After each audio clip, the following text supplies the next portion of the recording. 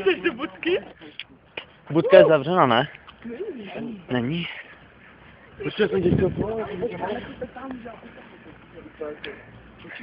Jo, točím.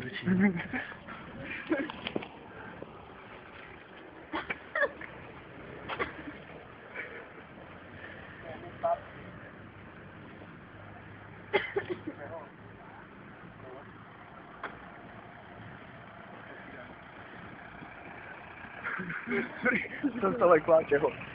Ha? Proč?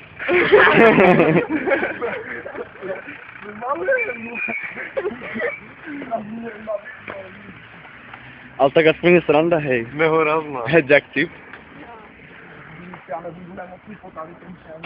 No jako já už jsem nemocný byl, nemáš to jedno. Hej, jo, vypadá pěkně, na to mi vypadá pěkně.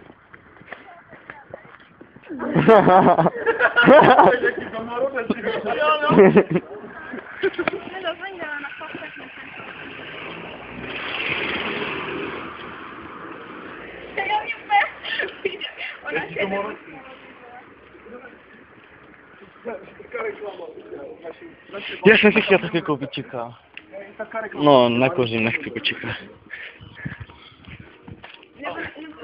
Hej, už bychom to mohli ale domalovat. Co? Nagasit takhle. Jo.